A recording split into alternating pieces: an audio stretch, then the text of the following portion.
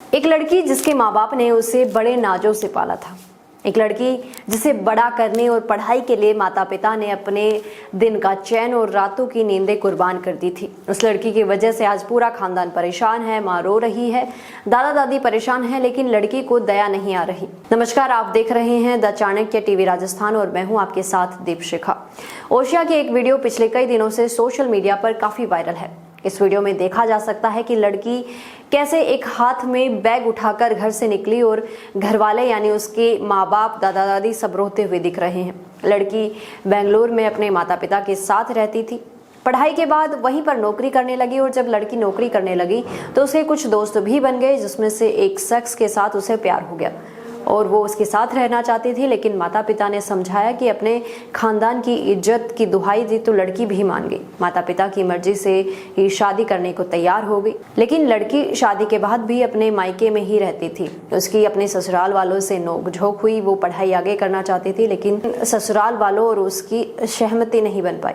शादी के बाद लड़की ने अपने घर वालों से कहा कि वो अभी कुछ वक्त और नौकरी करना चाहती है, जिसके लिए वो बेंगलुरु जाना चाहती है। तो घर वालों ने उसे बेंगलुरु भेज दिया, लेकिन नौकरी के बहाने वो फिर से अपने प्रेमी से मिलने जुलने लगी। उसके साथ कई दिनों तक वक्त भी बिताने लगी। बेंगलुरु में जब वो थी, शादी के बाद भी वो अपने प्रेमी से संपर्क में रहती थी। इसलिए माता पिता को ऐसा लगा कि लड़की शायद गलत रास्ते जा रही है, इसलिए उन्होंने उसे ओसिया भेज दिया, उसके दादा दादी के पास। लड़की घर आ चुकी थी, लेकिन वो अपने ससुराल जाने को राजी नहीं थी। लेकिन लड़की को कई बार कहा गया तो उसने कहा कि अभी वो कुछ और दिन नौकरी करेगी और उसके बाद वो लौटेगी, फिर अपने ससुराल जाएगी। लेकिन जब घर वाले उसकी बात नहीं माने तो उसने क्या किया, उसने पुलिस प्रशासन को एक ट्वीट कर दिया और उसमें लिख दिया कि मुझे घर वाले परेशान करते हैं, प्रताड़ित करते हैं और मेरी जान को खतरा है। ये ट्वीट देखते ही पूरा प्रशासन उसके घर पर पहुंच गया और लड़की को अपने साथ ले गया। पुलिस ने बताया कि हमारे पुलिस टीम गई और एसडीएम साहब का सर्च वारंट था। उसके बेस से महाराष्ट्र से वहां से उसको लेकर आई थी और वापस उसके घर पर छोड़ा।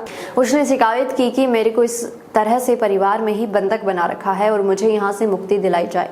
एसपी साहब, कलेक्टर साहब को मैसेज किए थे तो पुलिस ने यहाँ से टीम भेजी और उसने कहा कि मैं तो माता पिता के पास या दादा दादी के पास रहने की बजाय नारी निकेतन जाना पसंद करूंगी, और उसको नारी निकेतन भिजवाया गया। ये लड़की जब बेंगलोर में रहती थी तो इसका प्रेमी इसका घर जानता था कि ये जोधपुर की है, सब कुछ इसके बारे में जानता था। लेकिन जब ये सब पुलिस वाला ड्रामा हुआ, लड़के को पता चला तो उस लड़के ने खुद को किनारा कर लिया। उस लड़के ने किनारा कर लिया कि कौन इस पचड़े में पड़े। अब जो उसका प्रेमी है वो भी उसे स्वीकार नहीं कर रहा और लड़की जो है वो ससुराल जाने के लिए राजी नहीं है। ना तो ससुराल वाले उसे अपना रहे हैं। एक माता पिता ही हैं जो अपनी बेटी को लाख गलतियों के बाद भी माफ करने को तैयार हैं, अपनाने को तैयार हैं। लेकिन लड़की भी अपनी जिद पर अड़ी है कि वो अब नारी निकेतन में ही रहेगी। अब सोचिए क्या हाल हुआ। लड़की ना घर की रही ना घाट की रही।